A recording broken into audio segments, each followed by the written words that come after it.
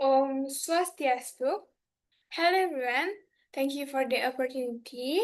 Okay, my name is Nia Budartini with SIN 2413031022.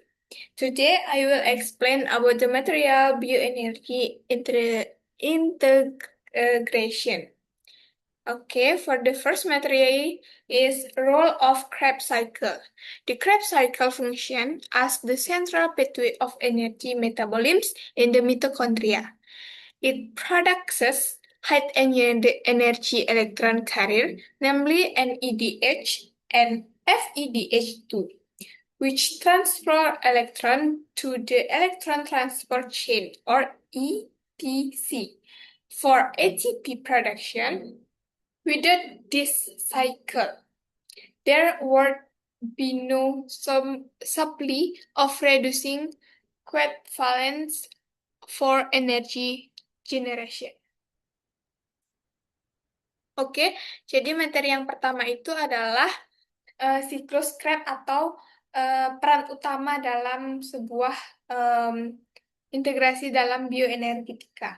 Nah, siklus Krebs itu berfungsi sebagai pusat metabolisme energi di dalam mitokondria yang menghasilkan molekul pembawa elektron berenergi tinggi, yaitu NADH dan FADH2. Yang dimana molekul ini membawa elektron ke rantai transport elektron untuk menghasilkan ATP dalam jumlah besar. Tanpa siklus Krebs, tidak ada pasokan reduktan untuk proses produksi energi selanjutnya. Oke, next. Energy yield of Krebs cycle. In one third of the Krebs cycle, the main products are, for the first, 3 NADH as primary electron carrier. Second, 1 FEDH2 as additional electron carrier. Third, 1 ATP or GTP as direct energy. And the last second two SCO2 as waste product. NADH and FEDH2 are essential for ATP production via oxidative phosphorylation. Oke, jadi selanjutnya adalah hasil dari energi dalam siklus Krebs. Dalam satu putaran, siklus Krebs itu dapat menghasilkan yang pertama 3 NADH sebagai donor elektron utama. Yang kedua, 1 FADH2 sebagai donor elektron tambahan. Yang ketiga, 1 energi dalam bentuk ATP atau GTP sebagai energi langsung. Dan yang selanjutnya adalah 2 CO2 atau karbon dioksida sebagai produk sisa. Nah, NADH dan FHDA2 berperan penting dalam menghasilkan ATP melalui fosforilisasi oksidatif. Oke. Next material is case analysis or HNADH and low ATP. High NADH but low ATP indicates that NADH is not effectively oxidized.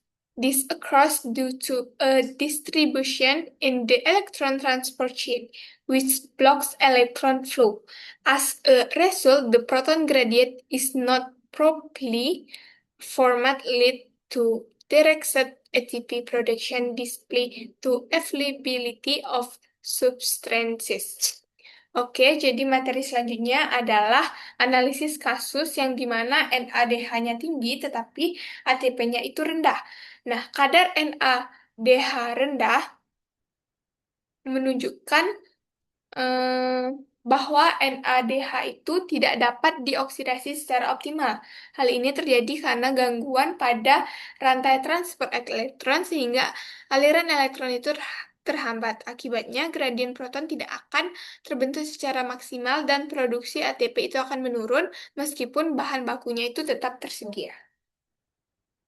Okay, the next electron transport chain mechanisms. Electron from an EDH enter complex 1 when electron from FEDH2 enter complex 2. They are the transferred to coenzyme key complex 3, cytochrome C, and finally to complex 4. At complex 4, electrons are transferred to oxygen, the final electron acceptor, forming water. This process drives proton pumping across the membrane.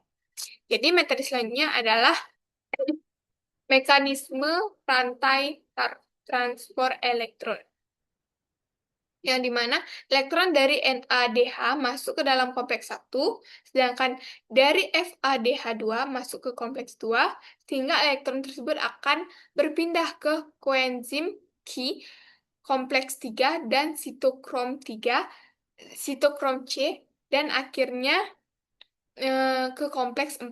Nah, pada kompleks 4, elektron ditransfer ke oksigen sebagai aseptor akhir dan membentuk air. Selama proses ini, proton dipompa untuk membentuk gradien energi. Okay, the next rule of oxygen. Oxygen acts as the final electron acceptor in the electron transport chain. If oxygen is unavailable or cannot be utilized effectively, electron flow stop. Consequently, NADH cannot be oxidized. The ETC halts and ATP production cases. Nah, selanjutnya adalah peran dari oksigen. Nah, oksigen berfungsi sebagai aseptor elektron terakhir dalam rantai transfer elektron. Jika oksigen tidak tersedia, maka tidak dapat digunakan secara optimal. Nah, maka aliran elektron akan terhenti, akibatnya NADH tidak teroksidasi. Nah, rantai karbon elektron terhenti dan produksi ATP akan gagal berlangsung. Okay, the next material is oxidative phosphorylation.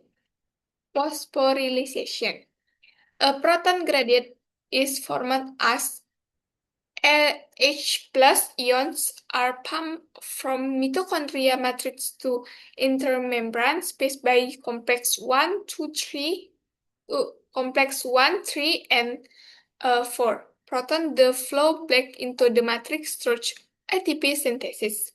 The energy released from this movement is used to convert EDP into ATP. Nah, selanjutnya adalah fosforilasi oksidatif. Nah, gradien proton terbentuk karena pemompaan H+ dari matriks ke ruangan antar membran oleh kompleks 1, 3, dan 4. Proton kemudian kembali ke matriks melalui ATP sintase.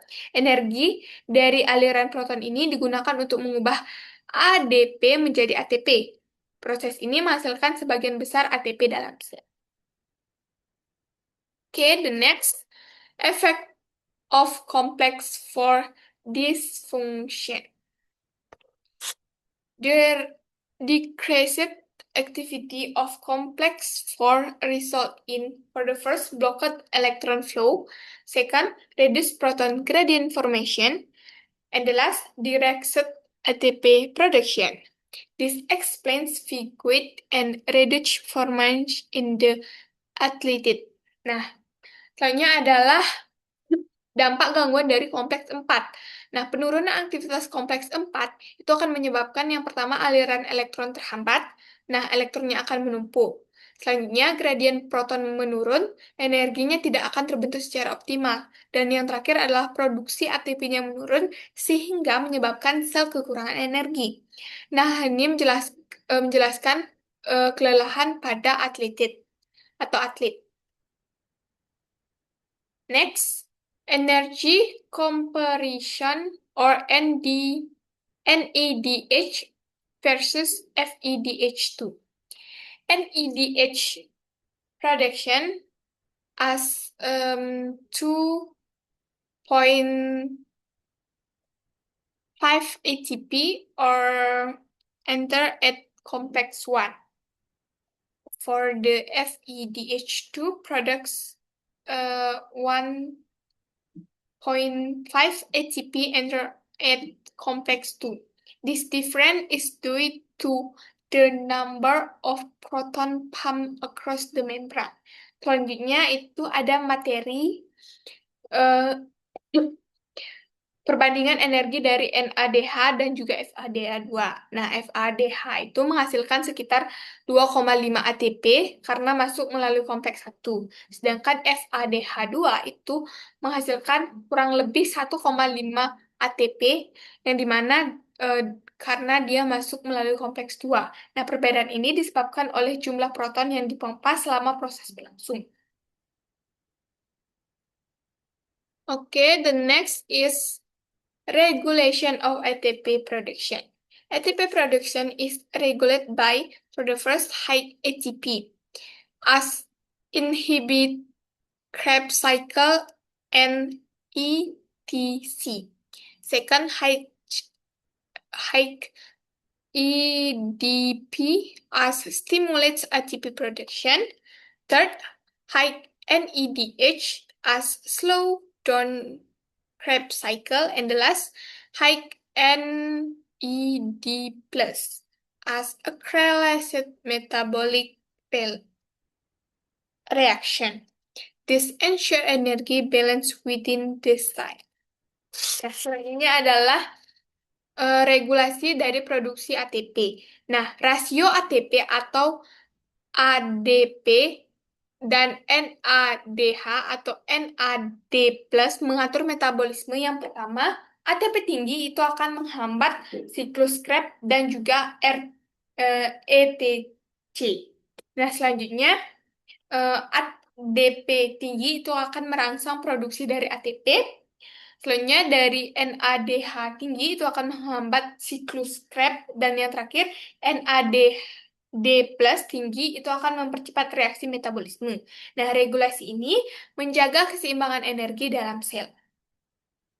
Oke, the last energy is bioenergetics integration. Energy production interconnects process. For the first, glycolysis as produce pyruvate and small amounts of ATP. Second, Krebs cycle as products NADH and FEDH2. Third, electron transport chain as transfer electron. And the last, oxidative phosphorylation as generates most ATP. All process are interdependent. Nah, selanjutnya adalah integrasi dari bioenergetika. Nah, produksi energi sel merupakan hasil integrasi antara yang pertama glikolisis sebagai penghasil piruvat dan sedikit ATP. Selanjutnya siklus Krebs itu akan menghasilkan NADH dan juga FADH2.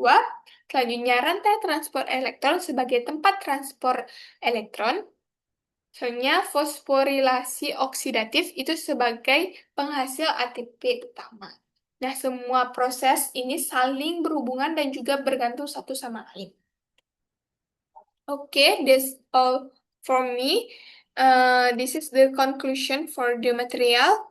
The conclusion is distribution in the electron transport chain, particularly at complex 4, leads to impaired ATP production even when NADH and oxygen are available.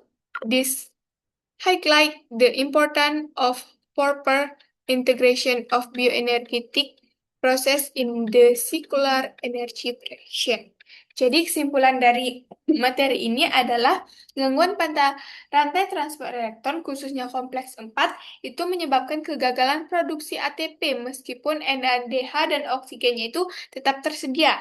Nah, hal ini menunjukkan bahwa efisiensi bioenergetika sel itu tergantung pada integrasi yang optimal antara proses metabolisme. Okay, that's all for me. I close with the Paramasanti. Om Santi Santi Santi Om. Thank you.